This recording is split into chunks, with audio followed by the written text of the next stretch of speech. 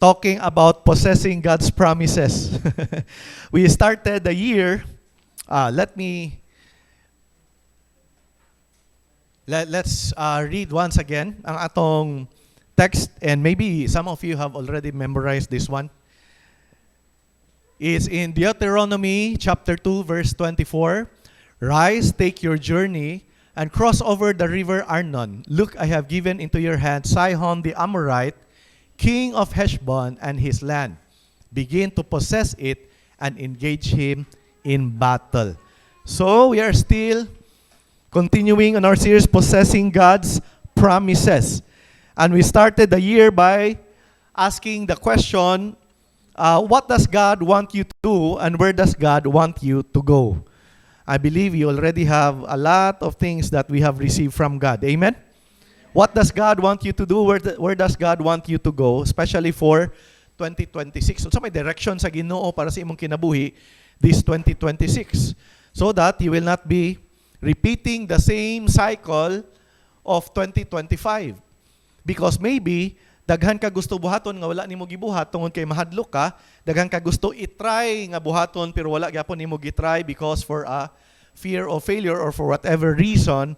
But the reason nga ato ni siyang buhat nga message is to encourage all of us nga maisugon. Amen. Maisugon nga moabanti sa kinabuhi kay ang Dios nagauban kanato. So atong gitubag ang what are the steps to possessing God's promises. Una is to rise, ikaduha is to take your journey, ug ang ikatulo is to cross over enemy territory, right? And so for the past 2 Sundays, atong gihisgutan ang fourth step. Unsa kay ang fourth step? The fourth step was beholding. We used the English Standard Version. Behold, I have given into your hand Sihon the Amorite, king of Heshbon, and his land. So, beholding what you have in Christ. And we use the verse, to possess God's promises, you must learn to recognize. So, take note of the word recognize and acknowledge. And the reason nga mo na itong gigamit ng words is because naa na magud sa ato. So, all we need to do is to recognize and acknowledge what you already have in Christ through His death and resurrection, meaning through His finished work on the cross. Ato na paghisgutan later. So for the past 2 Sundays, under beholding what we have in Christ, we talk about you already have everything you need. And we used Ephesians 1:3, Blessed be the God and Father of our Lord Jesus Christ, who has blessed us in Christ with every spiritual blessing in the heavenly places.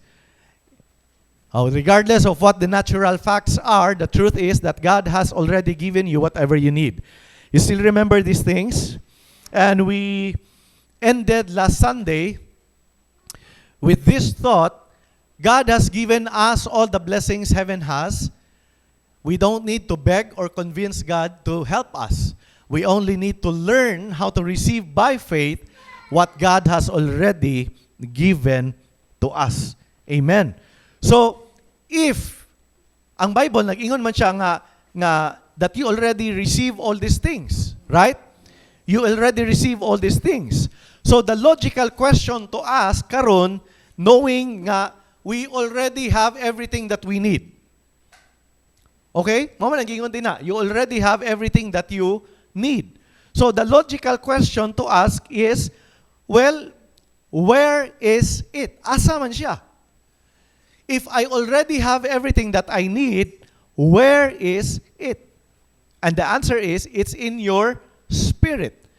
And we have talked for the past Sundays that everything that you need pertaining to life and godliness has already been given to you. Where? In your spirit. In your spirit right now is the riches of Christ.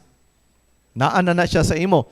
So, ang ikaduha nga dapat nato masabtan, when we already have everything that we need, the second thing or the next thing to do is to recognize what's inside you. Recognize what's inside you. Galatians 5:22. But the fruit of the Spirit is Atong basahon is love, joy, peace, long-suffering, kindness, goodness, faithfulness, gentleness, self-control. Recognize what's inside you. Mao ni siya. Kabalo mo nga naa na mo ani? You have the fruit of the Spirit if you are born again. You have the fruit of the Spirit if you're born again. Now, for a little clarification, kay most people when they hear the word born again, ang ilang pagtuo is mao na ilang religion. It's not something that you write on paper kung nagibutan dito religion and you write, di man ko Catholic so born again ko. Or no, naaman may kanta-kanta sa among church. Pak man mi dito. So born again ko. No, born again is not a religion. Ato lang ni hapitan gamay. What does it mean to be born again? Born again is a spiritual transformation that happens to a person the moment that the person will decide that to make Jesus his Lord and Savior. So the moment a person would say, Lord, today I am making you my Lord and my Savior, what happens in your spirit is that there is a spiritual transformation. In your spirit dwells the Holy Spirit immediately. You are sealed by the Holy Spirit. You are one with the Holy Spirit. You are given a new, you become a new creation. Wala na usab ang imong height, wala na usab ang imong weight, wala na usab ang imong itsura, wala na usab ang imong batasan, but naay na usab ang imong spirit. In your spirit, you are like Jesus. Amen. That's what it means to be born again. It's a spiritual transformation. Okay? So, ato lang siyang hapitan gamay. Okay, now, if you want to exhibit the fruit of the Spirit, unsa man ay pasabot sa exhibit, if you want to produce the fruit of the Spirit, what do you need to do? Because you already have joy, you already have love, you already have the peace of God, you already have long-suffering or patience, you already have kindness, goodness, faithfulness, gentleness, self-control. You already have that in your spirit. You already have kindness. You already have goodness. You already have gentleness. Dili pa man kayo ko gentle, pastor, sa akong inistoryahan. Then maybe, masig na anay self-control. Instead nga, mo istorya ka og sakit, mo balos ka diritso, mapugnan na nimo, nga naman. You already have self-control. Amen. Amen. You already have that inside you. Amen, church. So, if you want to exhibit the fruit of the Spirit, what do you need to do? You need to hear the gospel of the grace of Christ. You need to hear about the goodness of Christ. You need to hear about the love of God for your life. You need to hear that you have been forgiven of all your sins through the cross of Jesus Christ. Amen. You need to hear the gospel. Mo bitaw ni kanta that the goodness of God, because the goodness of God is not dependent on our goodness. The goodness of God for your life is not dependent on your performance. We may fail every now and then, but that doesn't change the goodness of God in your life. God remains good to you, not because you are good, but because God is good. That is the character and the nature of God. He remains good. God is faithful to you, not because you are faithful to Him. There are times that we are not faithful to God. Yet God remains faithful to us. Why? Because that is His character. We cannot change the nature of God. God remains faithful. God remains good to us in spite and despite of our performance. Amen, church? That's what you need to hear. And when you continue to hear about that, then you exhibit the fruit of the Spirit. Because fruit of the Spirit is a byproduct of your relationship with God. Ang fruit of the Spirit is not based on your effort. I have to have self-control.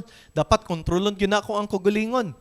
Kabalo ba mo that when you try to do it on your own, it will not last long? Have you tried controlling yourself? Ha? Have you tried it? I've tried it before. Kato akong gihatag nga example sa una ba. I tried to quit smoking. And what I did, I tried to quit smoking with the right heart, but I did it apart from the grace of God. Meaning, I did it kana bitawng apart from receiving His strength and His grace. So I tried to quit smoking based on my own ability. And you know what happened? Akong gibuhat, yan, kuha ikong sigarilyo, kanang stick yun, niya, kanang putlon, kay mo man nagitudlo sa una. Putlon gini mo niya, dili na gyud ni, wa na ni gahom sa akong kinabuhi. Putol-putulon gyud niya. In the name of Jesus, wala na kay gahom. Sigarilyo in Jesus name, milabay ta ka. Akong gilabay because sincere man ko nga gusto man ko magbago. Not knowing that when you do it apart from the grace of God, it will not last long. Kabalo mo unsa kadugay? Pila ra ka minuto. Nangita kog sinsilyo. Kay magpalit og sigarilyo. Sinsilyo pa gyud kay wa na yung kwarta. Niabot pag piso. That's what happens when you try to change yourself. You cannot change yourself apart from the grace of God.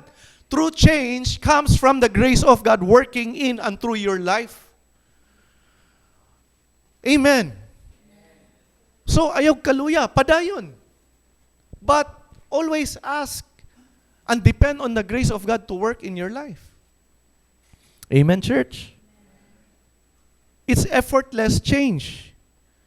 And magkatawa ang uban, mga Bible study groups nga akong gina Bible studyhan, when they hear of my story, the time nga gabasa kog Bible pero gasigarilyo ko. And for some churches, moingon sila nga, ay, dili man na mayo nga testimony, pastor. That's what happened to me. I love to read the Word of God, pero di pa man ako maundangan. Nabasa kog Bible, unya, grabe ang aso sa kwarto. Dili siya presensya sa Ginoo. No? Dili siya aso sa presensya sa Ginoo, aso sa sigarilyo. And some people would criticize me for doing that. But you know what? Sa Ginoo, it didn't matter to God. It didn't matter to Him. Ang yan nakita, ang kasing-kasing nga gusto, mabago. And by the grace of God, sa tinuod lang, it was by His grace nga nakaundang ko. Dili tungod kay akong kondisyon ng huna-huna, muundang naging ko, ugma din naging ko. The more that I think about quitting, the more that I would buy. The more that I would try it on my own, the more nga makita na akong kagalingon, gabalik-balik sa cycle.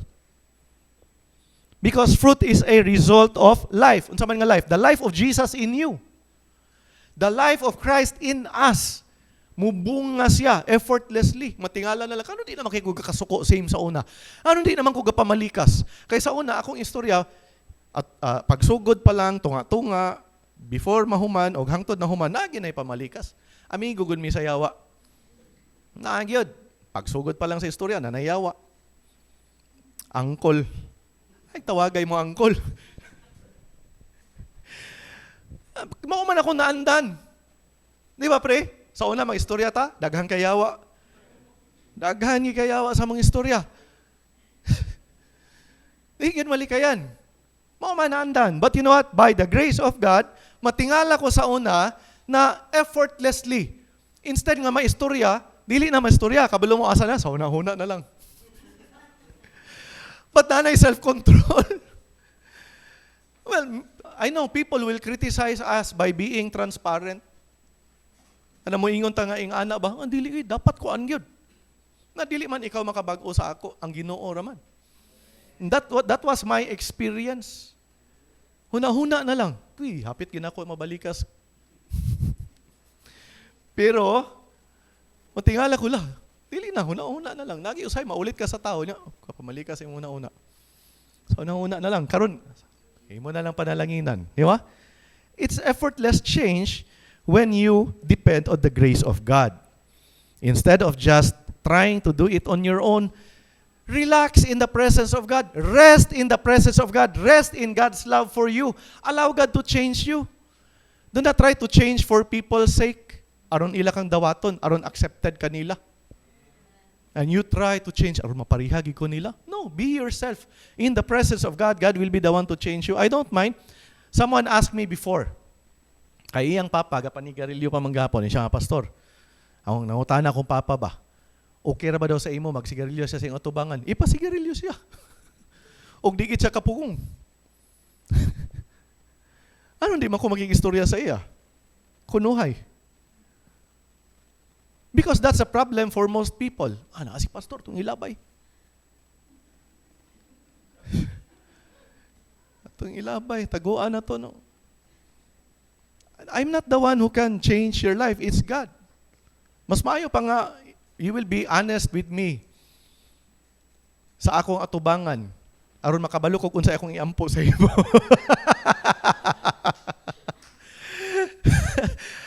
I don't condemn because God never condemned me before. That's why I don't condemn people who are struggling, who still have struggles, who still have things nga wala pa nila na overcome. I don't condemn people because I never was condemned by God. Never. Kabalo mo kitsa ka-condemn, tao ra gyud. Christians, believers, gusto nila i-shortcut ang change. Gusto nila pagkasunod Sunday na bago na ka. Bago na imong inistoryahan. Gusto nila automatic na nausab na ka. Di ba? Nidawat naman ka kang Jesus, sukad karon. Tagaan ka nila Bible, ay nagpamalikas ha, ay napag-inom-inom ha, ay napanigarilyo ha, buutan na ka, pag binuutan gyud. Kaya di ka magbinuutan na, bantay, hadlukon pag yun nila. And that cannot change a person's life. When you try to use ang hinadlok, kabalo mo sa initabo sa Israelites during the time nga natubang nila ang Ginoo sa Sinai, they were afraid. They ran away from God. They ran away from God. But basaha ang Gospels about Jesus Christ. Sinners, iduol kaniya. Anong gaduol man ang mga makasasala kang Jesus? Nag-wonder, anak. Why sinners were attracted to Him? Because Jesus came to save sinners. And if you will not acknowledge that you are a sinner, you cannot be saved by Jesus. Pero kung mayroon kang kinahanglan yung kaluwasan, then welcome to the club. Jesus came for you as well. Amen. Kaya kung mayroon kang wala ko nang kinahanglan kaluwasan, then that's self-righteousness. No? Mo na mga Pharisees during that time. So let's move forward. Because again, fruit is a result of life. Just as a tree, if naturally mo produce gina siya good fruit kung well watered siya, no? Maayo pagkabubo and then expose siya og sunlight, the right amount of sunlight. Unsay may tabo sa tree, it will produce naturally good fruit. Amen. The same thing for us Christians. The more that we hear about the goodness, about the love, about the mercy of God, pinaagi sa pagpaminaw, pinaagi sa imong pagbasa, the more that we receive a revelation of how much God loves us, it's like being watered with His Word and receiving God's love like a sunlight. God's love, naa kanunay, hayag kanunay kanimo. But mo ni siya ang reality sa ato most of the time. Because moingon ta, but I don't feel the love of God. Yeah, yes, right? Moingon ba ta na usahay? I don't feel the love of God. But it's not God's fault that we don't feel the love of God. Kay, like, ang adlaw, ang sun, always shines brightly. Amen. Agree mo, anak? Ang adlaw, gasigagin na siya. Always shines brightly. But kung naay ulan or naay dagom, dili na to siya makita, right? Dili na to makita. Makita ba ninyo ang adlaw kung kusog kayong ulan? Dili. But nagpasabot ba na nga ang sun wala gasiga? Dili. Nag-continue siya og siga. Di lang nato makita kay naamay dagom, naamay ulan. The same thing sa love sa Ginoo sa imo. Usahay dili nimo mabati tungod kay daghan kay kaginahuna-huna. Daghan kay mga butang nga gailog sa imong mga pagbati. Daghan kay mga kahadlok, daghan kay mga kabalaka. Dili nimo mabati, Lord, I don't feel your love. It does not mean nga ang love sa Ginoo nawala. Naa gihapon ang love sa Ginoo para nimo. It always shines brightly for you. And that's why what we need to hear is a revelation, Lord, regardless sa imong giatubang, regardless ug di nimo mabati, ang love sa Ginoo tinuod gihapon para sa imo. Amen. That is the truth. The truth is God has already poured out His love toward you.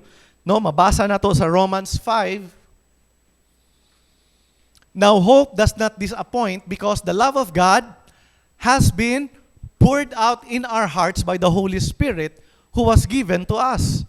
Hope does not disappoint now because the love of God has been poured out in our hearts. Church, God loves you whether you feel it or not. And His love is not conditional upon your good actions. Ang love sa Ginoo sa inyo, wala nagdepende sa imong maayong buhat. Are we promoting dili maayong buhat? Of course not. We are not promoting bad actions. What we are saying is that even when we fail, even when we fall, ang love sa Ginoo dili mausab, dili mawala. Amen. Dili pareha sa love sa ubang tao. Ang love sa ubang tao conditional. When they are loved by people, they will also love. Selective lang siya. Kung kinsa ra ang galove nila, mao ra po ilang i-love. Amen? But dili man pareha ang Ginoo sa tao. Ang love sa Ginoo sa imo dili mausab regardless sa imong failures. Amen, church. We don't always feel His love. We don't always feel His peace. We don't always feel His joy. But it doesn't mean it's not there. Amen. Ingna imong abay, love ka ni Lord. Ingna ang pikas abay, love ka ni Lord. Wala man ako gibati, Pastor. It's not God's fault. You know what? There are times nga i-allow sa Ginoo nga i-feel nato yung love, especially when we are still new in the Lord, right? Bago pa kita sayan, we pray, Lord, allow me to feel your love. Let me feel your love. Kabalo ba mo gaksun ka kay sa Ginoo, ipabati gid sa Ginoo ang iyang love para sa imo. So that you will know nga tinuod gid ang iyang love.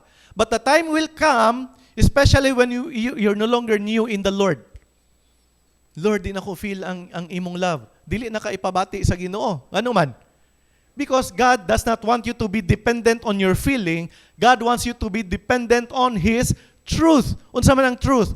Love of God has been poured out already in you. Mo na siya ang truth. Love ka sa Ginoo no matter what. No matter what you have done, no matter your past, it does not matter. Ang love sa Ginoo is always strong. Diha kanimo. So what do we need to do? We need to walk by faith and not by sight. 2 Corinthians 5:7, it says, "For we walk by faith, not by sight." We, kinsa man ang we Christians, we believers walk by faith, not by sight. Now what is faith? Tagaan ta mo ani nga definition. Faith is not about seeing everything clearly. It's about seeing Jesus clearly. Because there are times we don't know the pathway to asa tangadalan Mulakaw, right? Dili klaro. Unsa importante? Klaro nato si Jesus. Klaro nato, asa man nato maklaro si Jesus in His word. Mo'y atong giya. Di ba? Unsa kay itong giingon sa Psalm 119? His word is a lamp unto our feet and a light unto our path. Naay mga panahon nga wag ikakabaloon sa ibuhaton. I've experienced that many times in my life. Naay mga panahon magpray ko, Lord, wag ko kab ngit-ngit gyud kaayo. Ngit-ngit gyud kay sa atubangan. Wala ko kabaloon sa isunod buhaton. Kabalo mo unsay good thing di ana. It's not really a bad thing when you don't know what to do, when you don't know where to go. It's not really a bad thing when you have God in your life. Kabalo mo nga no? Because it will be easier for God to take your hand and lead you. It will be easier for Him to lead you. Kaya kung makakita magud ka, usahay didto pa ka musubay sa imong kaugalingon nga huna-huna. Kung makakita pa ka, napakay option ba? Kaya kung napamagod kay option, pwede ka musubay sa imong option. Pero wala na kay option, ngit-ngit na kayo, ang Ginoo na imo saligan, imo na lang ihatag imo kamot sa Ginoo. And you allow God to take your hand and lead you. Lord, kung asa ko nimo gusto dalon, dal ako. Moana na lang man ka. Okay? So faith is focused on what He has done, not what we can do. So, mo na siyang normal Christian life. Kabalo mo sa normal Christian life, to walk by faith, not by sight. Walk by faith, not by sight. But the average Christian today walks only by sight. They don't want to walk by faith. Unsa man the walking by faith? Believing what God's Word says and acting on it. To believe what God's Word says. Kung ang imong circumstances sukwahi siya sa kung unsay giingon sa pulong sa Ginoo, asa may imong tuuhan? Mo na siya pasabot sa pagtuo. Like when you have sickness in your body. Ang word sa Ginoo nag-ingon by Jesus stripes, mo tanong partake of communion ganina. By Jesus stripes we are healed. Unsa man ang faith? Faith is taking God's word. Lord, mao na imong giingon, mao na akong tuuhan. Amen? Yes. Mao na akong ginabalik-balik nga example kay practical mo kay ni kanang natay sakit lagi nga bation ba. Ako na ko'y maintenance. But mas kamatuoran ang kaayuhan ako kay mao na giingon sa Ginoo. Kung nanginahanglan ka og kalinaw, tungod kay napalibutan kag mga circumstances nga dili makahatag og kalinaw, asa man ta motutok? Sa saad sa Ginoo. Nag-ingon ka ganina, we already have joy. We already have peace. Asa man? Naa diri sa atong sulod. In our spirit, we already have it. But sometimes we are surrounded by circumstances nga mukawat sa atong joy, mukawat sa atong kalinaw, kawaton ba? Mo na gusto buhaton sa enemy, iya kang i-distract instead of focusing sa saad sa Ginoo dinhi, iya kang ipa-focus sa imong circumstances. And what happens when we are focused on our circumstances? Mag-worry na dayon ta, ma-anxious na dayon ta, ma-fearful na dayon ta, ma-depressed na dayon ta. Amen. When you are feeling all these things, kabalo mo sa una ninyo buhaton, simple lagi kayo. Do not dwell on those feelings.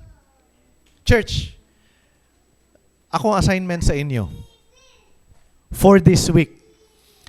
Kung magsugod kag kahadlok, magsugod kag kabalaka, magsugod kag ka-depress, pause for a while, dayon, rewind. Unsa ang naa sa imong huna-huna? Tanawag unsay naa sa imong huna-huna. Unsay gapuno sa imong huna-huna. Kay ang gapuno sa imong huna-huna, mao nay mo dictate sa imong pagbati. Ang gapuno sa imong huna-huna, mao nay mo dictate sa imong pagbati. The reason that you are anxious is because you are thinking about something that would make you anxious. The reason that you are depressed is because you are thinking of something that would cause you to be depressed. Naana tanan sa huna-huna. So, when we are aware of what goes on in our minds, we need to use the Word of God. Amen, church? Amen. So, this is just basic. Basic rin kay ni nga truth. Atong basic nga truth, pero dako kay kalabutan sa imong kadaugan. Isip Kristohanon. Amen. So, faith is believing kung unsa ang giingon sa pulong sa Ginoo. You choose to say, Lord, if your word says I am healed, I believe it, I receive it in Jesus' name. Amen. Right? When you don't feel joy, what do you need to do? Lord, you already have given me joy. I believe it, I receive it in Jesus' name. Amen. When you don't feel peace, what do you need to do? Lord, you already have given me peace. I believe it. I receive it in Jesus' name. Amen. When you are lacking something, na kay mga kakulangon, instead of saying, kanus aman ko madato, oy, kanus aman gyud mo asinso, oy, kanus aman gyud mo daghan akong kwarta, instead of saying these things, just tell the Lord, Lord, if you say it in your word, I believe it, I receive it, in Jesus' name, amen and amen. If nakakay sakit nga gibati, instead of saying, kanus amang kumaulian, Lord, dugay na kay kugampuan ni kaso amang kumaulian. Instead of saying those things, Lord, if you said in your word that by your stripes I am healed, today I declare I believe it, I receive it, in Jesus' name, amen. Amen. Okay, Romans 8:7-8. Because the carnal mind is enmity against God. For it is not subject to the law of God, nor indeed can be. So then, those who are in the flesh cannot please God. Ako lang i-try to rephrase. Carnal mind is our flesh. No? Kani, ang flesh is not the skin. Our flesh is our natural senses.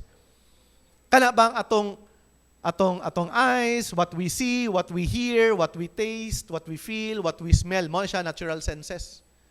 Okay? It's enmity daw. It does not submit to God. It's not subject to the law of God. Okay? Mo nang gingon diha, those who are in the flesh cannot please God, meaning if you are dependent on what you see, if you are dependent on what you feel, naa pa man ko'y gibati, wa pa ko naulian, dili siguro ni tinuod ang saad sa Ginoo sa ako. Mo nang gingon din na, it cannot please God. What pleases God? Faith. When you take the word of God as truth, regardless of natural circumstances, that pleases God. Moingon ang Ginoo, nituo, bisag wa niya gibati, nituo, bisag wa pa niya nakita. That pleases God. And I've been giving this example many times.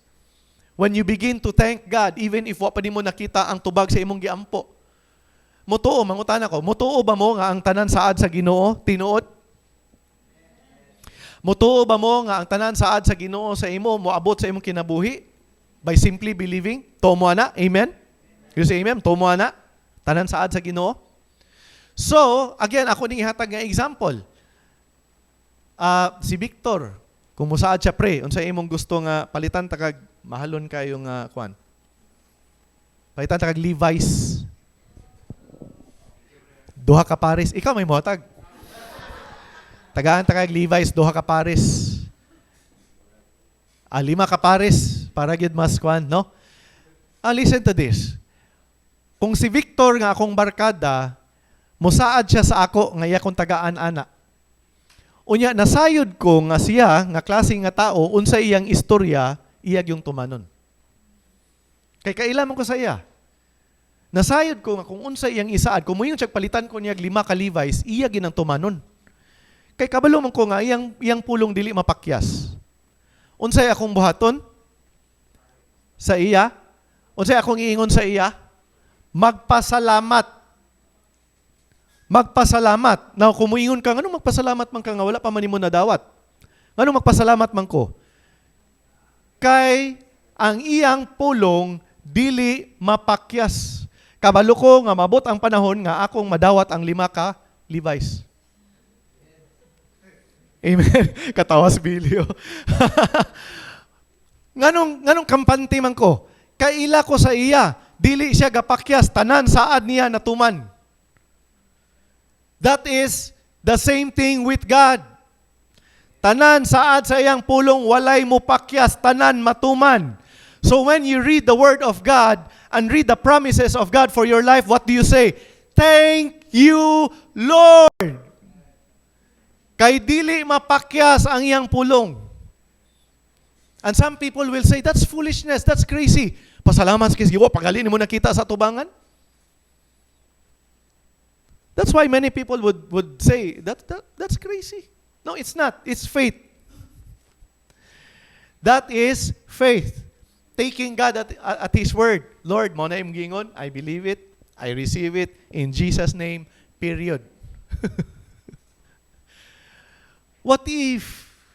So na what if? What if? Di mahitabo, brother. Di siya mahitabo sa imo, kaya naman kay what if? But, I believe, but, that's why you have to remove your butt at the center. Sa makasabot. You have to remove your butts. So the next thing to do, ito pa rin basahon. You're never going to possess God's promises and see the things He has planned for you to come to pass unless you move beyond the carnal mindset.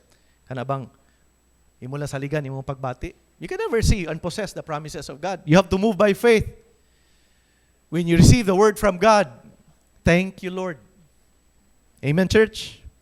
Next, acknowledge the good in you. Yeah, we are winding down.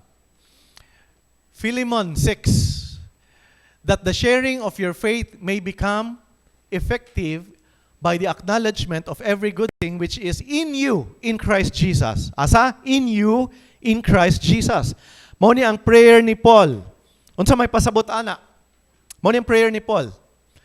So your faith begins to be effective when you start acknowledging the good things that the Word says are in you. When you begin to acknowledge what you have in you, your faith becomes effective. Ay siya mahimong epektibo. Kung imo siyang tan-awon o imo siyang i-acknowledge na ana ni sa ako.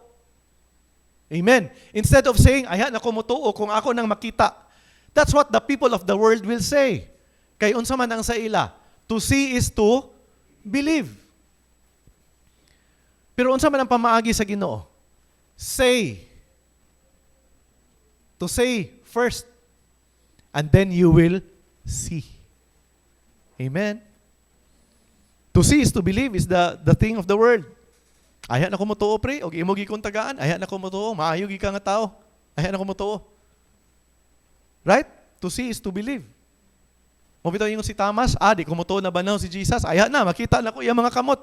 Nga nagi mga bangag iyang mga kamot, unya ako hikapon niyang aya na ko mutuo kung nabanhaw gid siya. Mo ito gitawag siya doubting Thomas. Kaya siya may iniingon, ayan ako mutuo, makita gina ako. And when he saw Jesus, wala na niya gihikap. He already declared, my Lord. Amen? What are the good things? Daghan kayo good things inyo. Katotong ibasa ganina. Love, joy, peace, long-suffering, kindness. And you have the presence of God right now in you. Amen. One of the good things that's in you right now is the presence of God. Saad sa Ginoo, He will never leave you nor forsake you. You don't have to pray, Lord, ubani ko ani nga lakaw. That's not faith. Kabalo mo nga, dili na siya faith nga prayer. Lord, ubani mi sa akong lang, ubani ko ani nga mga kuan, Lord, ubani ko. Kaya ang saad sa Ginoo, nag-ingon naman siya daan, I will never leave you nor forsake you. Instead of praying, Lord, be with me this week. Unsa itong buhaton? Thank you, Lord, that you are with me. Thank you, Lord, that because you are with me, I have peace. You are with me, I have joy. You are with me, I have everything that I will ever need. Amen? Thank the Lord.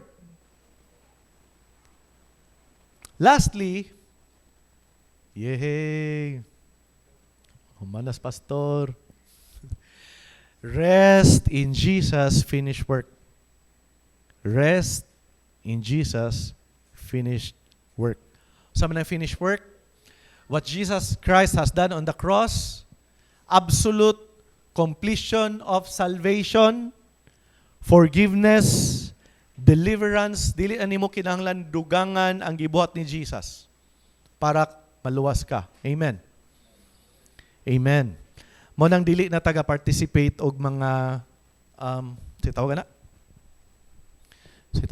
manaad. We don't participate sa manaad. Now, if you want to walk, go with them walking. But we don't do na ay magbunal-bunal o kuan. Do you know why we no longer do that? Kaya di man nimo madugangan ang gibuhat na ni Jesus. It's an insult to Jesus Christ when you do these things. It's an insult. It's like saying, Lord, that was not enough. I have to make I have to do something para I have to participate, Lord. When you do that, nara bagi magpalansang. Yan ni ana din ang cross.